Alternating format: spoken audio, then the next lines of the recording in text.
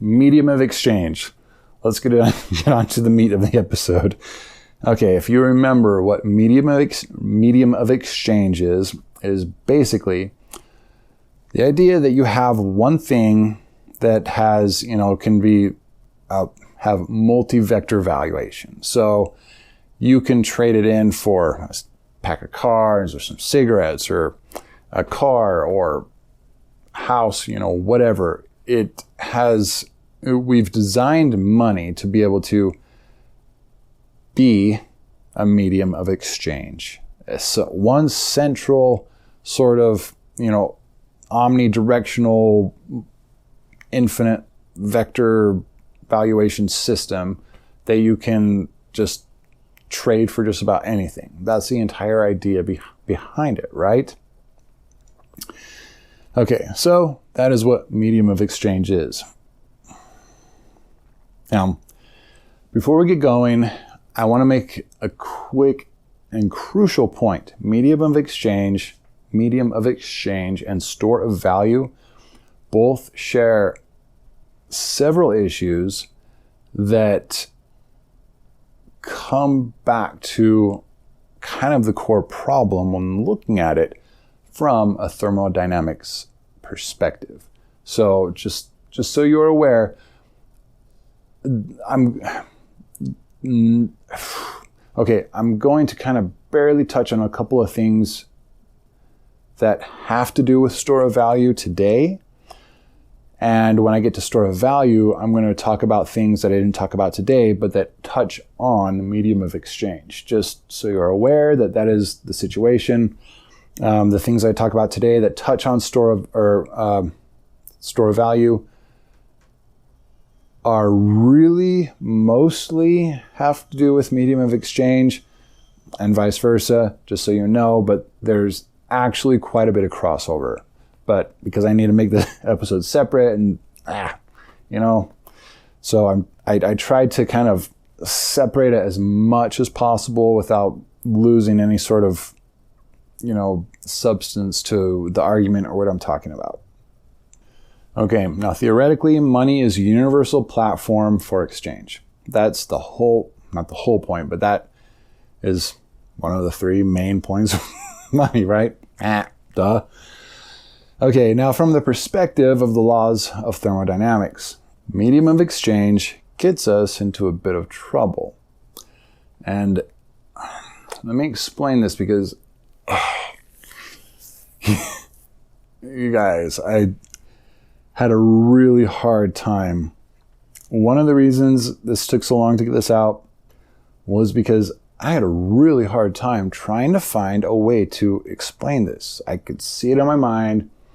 I knew what I was saying in my mind, but there really wasn't any real world comparison or metaphor that I could really pin it on. So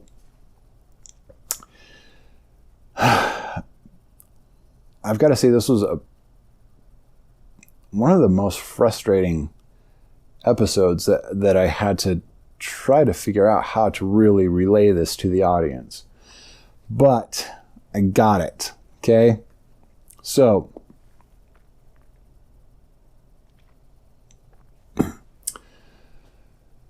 the medium of exchange gets us into this kind of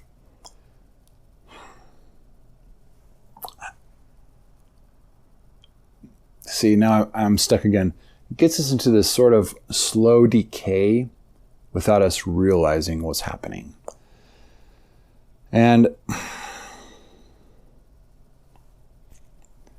this is one of those points that's actually really quite heavily tied to store of value. So I'm going to leave a lot of the depth of this out, and we're going to go back over this, not next episode, but the one after. But just mentioning it here,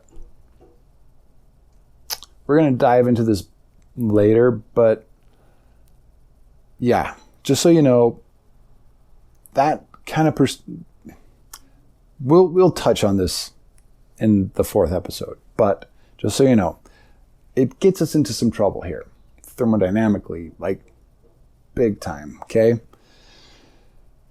So we're going to dive into this a lot deeper in the store of value episode, but the largest problem with the medium of exchange is that there is no exchange in nature. And you can say, okay, so what? That, why does that make it a problem? Well, we're getting there. I just put words in your mouth, but follow me. We're going to get to this in a second. There is no exchange in nature. Everything is a flow. Energy, second law of thermodynamics, right? Entropy always increases. Energy comes from a high or a low entropy system, and as entropy increases, as it releases energy and distributes it, and other systems receive that energy. And as energy flows through the system, entropy is increased through that system until it is excreted in whatever many forms that energy can be excreted. From the Earth, it's going to be electromagnetic radiation. But the problem, the basis of the problem with the medium of exchange is that in the universe, in nature, there is no exchange. Energy, so much energy and so much energy isn't, they don't trade hands. They don't say, here, I'll give you this much energy for that much matter. That kind of stuff doesn't happen. You're always going to have an increase in entropy, and you never have any kind of exchange like that happening. So why is that a problem? Well, in nature, there's just this flow, right? There's this thermodynamic flow of entropy, increasing and the energy flowing, and there's never any form of tangential exchange. It's just not something that happens in nature. Okay, so, like I said before, why is this a problem? Okay, I've had, as I said earlier, a bit of a time coming up with a good metaphor for this. And I decided the best way to really explain this is with Zeno's paradox. God, I hope this isn't hard to follow. If this is too hard to follow, let me know. I'll try to find a better way to explain this. But this is the only way I've been able to come up with to really explain why medium of exchange hurts us as an idea for what money is. Okay. Now, we're going to sort of jump into kind of this logical, meta-mathematical landscape, which when I go back and write the paper, this is going to be really, really difficult for me to prove this, because it's just kind of this intuitive logic so far. I mean, there's logic to it, and you'll see what I'm talking about, but to really pin it down with numbers is going to be difficult. So, for now, we're going to lean on meta-mathematics, kind of the meta-mathematical intuition of logic really is kind of where we're going with this. Now, if you're not familiar with Zeno's paradox, I highly recommend you look it up, watch some videos, read some articles, get a good handle on what it's talking about. There's multiple aspects to it, and there's different ways you can kind of attack this. Hopefully, I'll be able to persuade you that merely having a medium of exchange is kind of flies in the face of really everything. Okay, so Zeno's paradox.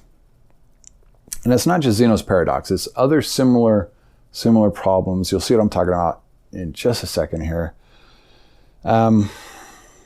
Zeno's paradox was designed previous to calculus. Not designed, it was thought of previous to really kind of the oncome of calculus. And so Zeno's paradox and several other kind of thought experiments and philosophical sort of issues of this type were kind of this unscalable, undefeatable just paradox that really didn't make any sense, and nobody really understood why it was there, or how to really kind of like, make sense of it in any way that would have any merit or have any usefulness to us. Okay, now, as I've mentioned multiple times now, the universe's fundamental method for distribution is the thermodynamic flow of energy. And, in that flow, in that river of energy, you have the increase of entropy, just kind of almost like it's wake, I guess. I don't know. Maybe they just kind of perpetuate together, I guess.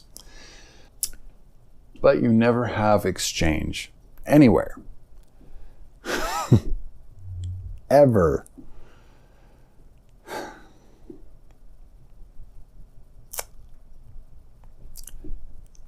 Quick side note. If it appears to you that exchange actually exists somewhere out there in some form, I would encourage you to review whatever that is that you think that is actually,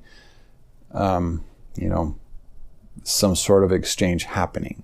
And I can guarantee you that after sufficient analysis of whatever system you're thinking of, you will realize that it is not exchange, that it is actually, it might look like exchange happening, but it is not. It is the flow of the entropic flow and the flow of energy and just how the universe is working. There's no exchange happening. I promise you. I guarantee it. There's no exchange happening anywhere. Ooh. Maybe Hawking radiation. But no, that's still an increase in entropy. Yeah, no, there's no exchange. I can guarantee it. Last second thought pops into my mind. Yeah, great. Thanks, Stephen. Okay, now by using a system, a medium of exchange, we are incurring two major issues. First, we're divorcing ourselves from, mentally divorcing ourselves from the thermodynamic flow of energy and the increase of entropy in the universe. And this is,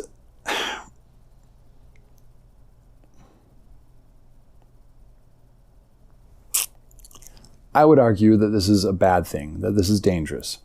And we're going to kind of get to that in a second.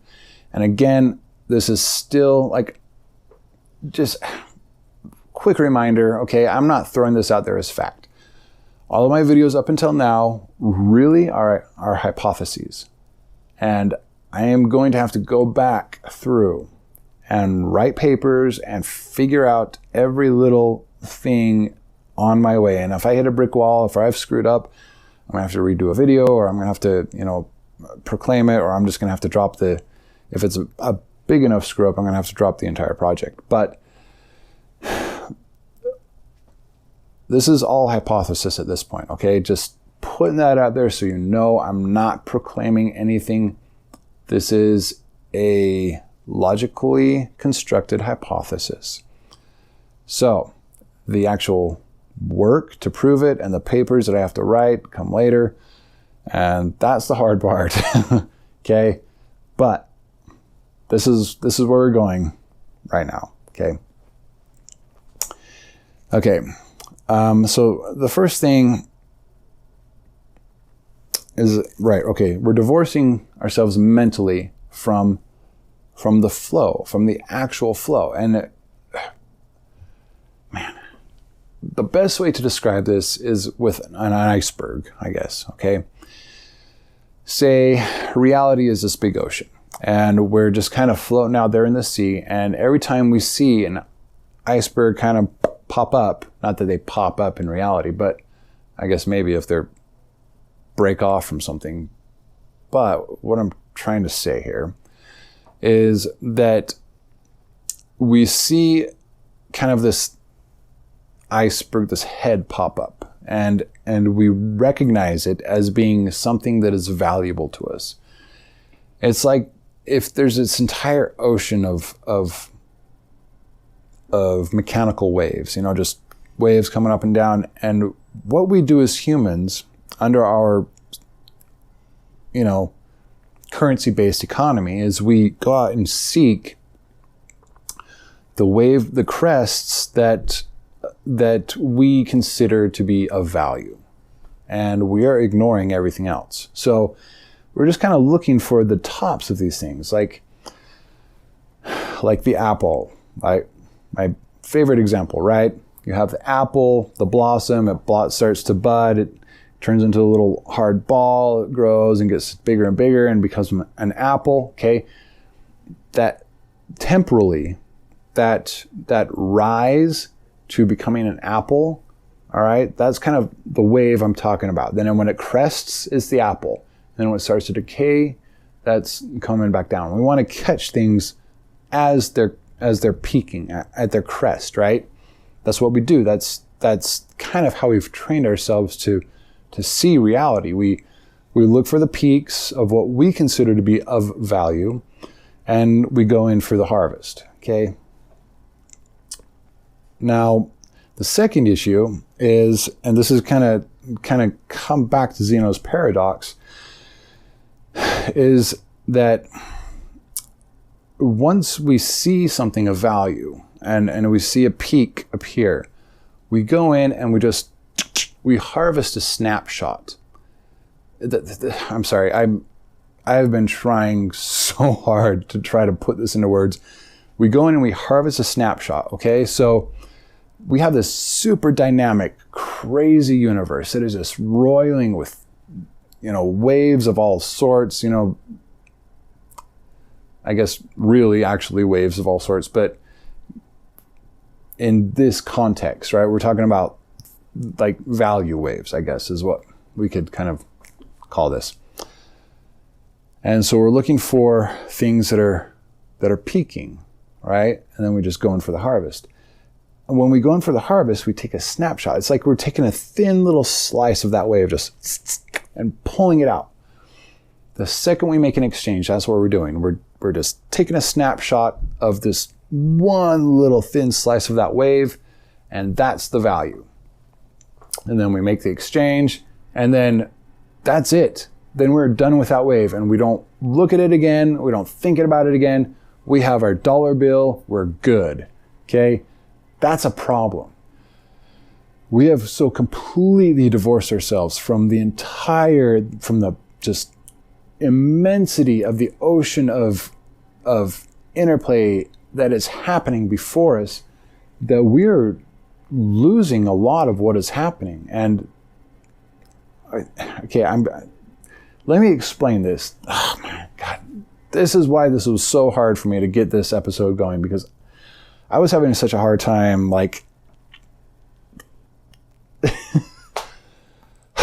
coming up with this. Okay. So we're literally taking kind of this momentary snapshot of just what it is in that moment. And then that's the value. And then that's what we're selling it for. And that's what we hold at that value. Okay.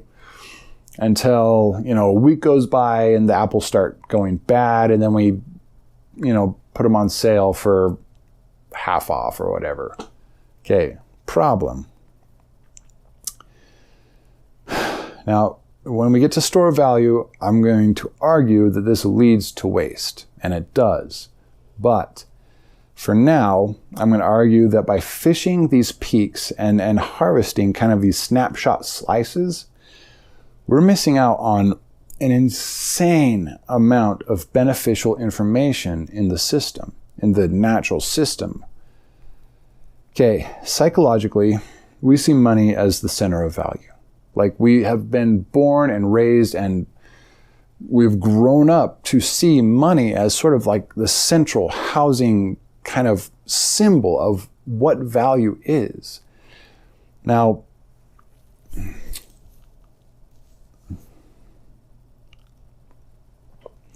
we watch the markets, okay, the markets rise and and fall and rise and fall, in the undulating rhythm of different, markets and whatever. But we're ignoring the thermodynamic flow of what's happening behind the scenes. And it's like do you see what I'm saying? We're just kind of plane vision, I guess, right? So we've got the sea of things happening and things are peaking every now and then. And we have kind of this plane where we're just looking for things that just pop up through our pretend plane of value. And the second it's there, we go harvest, grab a slice, and then it keeps going. But we got our slice. Who cares about what the rest of this big crazy ocean down here is doing? All I want are my little peaks of value. Okay, so no, right? I mentioned Zeno's paradox. I'm sorry if this is confusing. This is the best way I could think of to explain this. Okay, remember, many of the issues that Zeno's paradox evoked at the time, we had algebra. Okay, we had algebra, we had some trigonometry, but we did not have calculus. So we couldn't figure out a vast number of the problems that were evoked by Zeno's paradox and several other philosophical issues that people were wondering about. Okay, Zeno's paradox basically asked the question, at what point is something moving or not moving, right? So it's kind of a measurement problem. It says, if I move one step to the right, okay, left to you, I guess, it means I must first have had to move to here. I must first have had to move halfway from the left to the right. And in order to get there, I must first have had to hit the center point between there and there. And to get here, I must first have had to hit the center point between here and where I started from. And you keep going halves and halves and halves and halves. And it's this infinite regress into just, nonsense. And before calculus, you would have had to come to the conclusion that something's wrong. This is a paradox. Motion is not even possible. How is this happening? But, so that's kind of the cut it in half perspective. That's one way you can look at Zeno's paradox. The other way you can look at Zeno's paradox is the freeze frame perspective. Okay, and this leads into calculus. Okay, if you took a picture of a bullet and you had a very, very fast, camera, and you took a still shot of it as it was passing, and as you develop the image, your camera is so freaking awesome and perfect that there's no blur or anything. You just see a picture of a bullet sitting in midair. Well, you would have to ask yourself, how is it that this has motion? Like, if we're just looking at one single frame of reality, frame of time or whatever, the bullet's not moving. Where is the motion even coming from? How do we even know it's moving? What about that one little slice of time tells us, or tells reality, or tells anything that the bullet in the next frame needs to still be moving? That's kind of where this comes down to. And at the time, with all the algebra and trig that we had, there was no way to really resolve this problem until calculus rolled around. Okay? And then we have, limits, and we have integrals, and we can take a limit and figure out that, it's not a series of single snapshots. It's a flow. Hence, the whole point of what I'm talking about. everything is part of the entropic flow. You can't get away from it. You can't get out of it. That is what is causing all of this. It is how the whole universe works. So, what I'm trying to say here is that using money in that snapshotty way that we've been using it for thousands of years now is the wrong way to even look at anything. We're trying to see the peaks that we want and take little snapshots of it and use that as our system of resource allocation and distribution. That's ridiculous. We are literally trying to use algebra and trigonometry to solve a calculus problem. I mean, I guess that's what we do, but you know what I'm saying, without calculus. We're trying to solve a calculus problem without calculus. Am I coming across here? Do you understand what I'm saying? We're trying to describe a system that can only be described with calculus with algebra. That's what I'm trying to say. And we're trying to use something as a method of exchange, a medium of exchange that can't be like it has a breakdown. And we're going to hit that breakdown pretty hard in the 4th episode. Using money as a medium of exchange divorces us from the natural entropic flow. Period. It just does. Do you see what I'm saying?